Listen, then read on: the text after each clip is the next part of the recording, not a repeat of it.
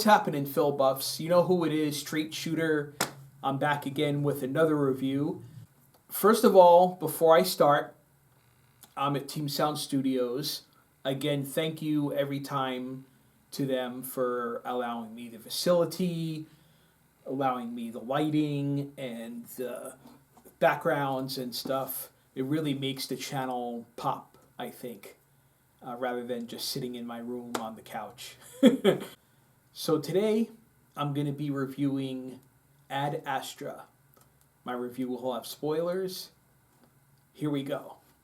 So, Ad Astra stars Brad Pitt, also has Tommy Lee Jones, Liv Tyler, and some other people I kind of recognize but don't really know their names, and a bunch of other actors as well.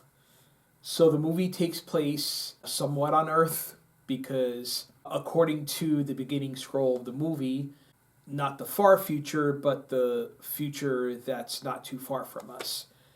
And space travel is normal. Not only do we go to the moon, we go to Mars, and we have shuttles that go from Mars to other planets and all that stuff. So the premise of the movie is Brad Pitt's character, he's an astronaut, obviously. His father was an astronaut. His father went on a mission a long time ago to Neptune, and they lost communication, they presumed him dead, and all that stuff. So what ends up happening is there are flares coming from the area where he was lost in Neptune. They're electrical flares, and they travel all the way to Earth somehow and start causing global blackouts, causing equipment to fail and stuff like that. So he has to go investigate and basically try to find his dad, try to find the ship that he was on, and see what's going on, why there are flares coming from that area. And that was one of the first problems that I had with the movie.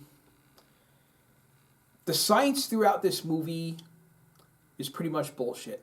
If there was an electrical disturbance around Neptune, it wouldn't affect Earth, which is how many millions of miles away. But we're going to go with it. Also, when he gets to the moon, he travels around in these moon rover vehicles and stuff. There are pirates on the moon somehow that try to destroy his vehicle, and I guess it was basically just to have an action scene, but it was kind of ridiculous. Liv Tyler is his estranged wife. She is basically saying that all you care about is your career, you're always off doing missions, and what about our marriage, all that stuff. And he can't stop doing what he does because it's who he is, I guess. He first finds out about the flares in the beginning because he's working on a station that's not quite in space, but it's in between the heat shield, I guess you would say, and space. So it isn't zero gravity at that point, but it's high up enough so you can almost consider it space. So he's working on a station that's there, and they get an electrical disturbance. It basically destroys the station, and he has to fall down to Earth. Of course, he has a parachute and all that stuff. But that's how he first finds out about what's going on, and then the scientists investigate. I should say scientists. But they tell him that he has to go to Neptune, so he has to go on a secret mission. He has to tell them that he's doing one thing, but then he gets to Mars and he meets up with other people that are going with him, and then most of the people that go with him to Neptune don't survive, and he's pretty much the only one left.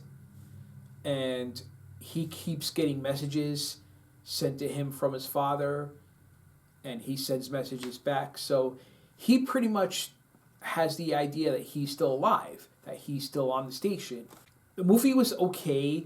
It's a typical space movie, but it wasn't an action-packed space movie. It had some action scenes. It was more of a drama, and Brad Pitt is pretty much meant to carry the movie with his performance. But the problem is, it's not one of his best performances. Because what he does, whenever there's a situation that's pretty intense and he has to do something, like his character is supposed to always be cool in the face of danger or calm in an intense situation. So his reaction is always this: yeah, I'm going to go do that now. Okay. And as the audience, I kind of feel that we should get more than just, yeah, he expected it, he knows what to do. At least he should show some sort of nervousness, especially when he's falling to the earth and he doesn't know what's going on. And that's what he does throughout the movie, and that's the same expression that he has in a lot of his movies. Like something really messed up happens and he's like, yeah, I got this. And I get it, that's his marketability, but it just kind of feels out of the realm of normality for me. I didn't really think that I needed to see this movie, but a friend of mine said, I want to see it, and I was like, okay, well, last time I picked the movie, I guess you can pick it this time. So he reaches Neptune, finds his dad on the station, and he brings a nuclear charge on the station because he's going to blow it up because it's causing all the electrical disturbances. He says to his dad, come on, I'm going to take you home. His dad is resistant. Like, he gets him out to space, but he struggles with him. And there's this scene, and it wasn't just me, but there were other people laughing out loud in the film, where Brad Pitt brings him back with the rope device that's in between them, and they meet, and it's kind of like zzz, like they're in midair and they're struggling with each other. And it's funny because it's very hard to navigate in space, especially if you're in a suit.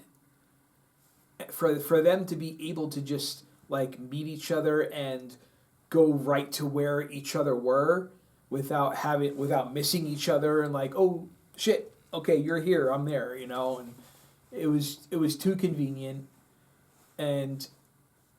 But at the end of it, Tommy Lee Jones says, just let me go. Brad Pitt doesn't want to because he's still his dad, even though there's still a lot of drama between them and they don't really like each other. He's like, you're still my dad. I love you even though you're an asshole. Is basically what it is. But Tommy Lee Jones is like, no, I have nothing back home anymore. Let me die out here. So that's what happens. He cuts the rope and he drifts off and he's pretty much gone.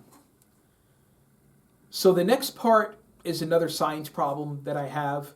He gets to his ship. It's a little too easy for him to get to the ship to where it is because it was an autopilot and he had to basically navigate propeller system that he had to get to it, and it was too easy. But so he's like, I'm gonna use, when the nuke goes off in the other station, I'm gonna use it to propel myself back to Earth. So there's a nuclear explosion and he uses the power of that to pick up speed and start going toward Earth. And in space, there wouldn't be a big nuclear explosion. I mean, yes, it would destroy the ship or the station that his dad was on, but it wouldn't cause a big burst of energy that would propel his ship. That's a bit ridiculous. And that's another thing that I was like, really? But you have to go with it because it's fiction. It's not supposed to be like where we're going to be in another 20 to 50 years. It's a fictional imagining of how it might be. But still, you can't help but think that would never happen. And that's what I kept thinking throughout most of the movie. To wrap things up, the movie was okay. Oh, he ends up getting back to Earth. And he's alive. And he finds his wife again. They don't really go into what happens, but it's obvious that they meet up and talk and all that stuff and try to work it out. So I thought the movie was okay. It wasn't anything special. I didn't hate it. It was kind of entertaining at some parts, but it's not something that I would have seen if the person I was going with didn't want to see it. So that's pretty much how I see it. I give the movie about a solid C. That's the best I can do for this movie. But yeah, I don't know really what else to say about it. I thought Brad Pitt's performance is kind of overrated because he just has the same blank expression throughout every situation. And the science about it was BS. And it wasn't a very compelling story, to be honest with you. And that's about it. So anyway, I will see you in a little bit because I got another review coming your way. See ya.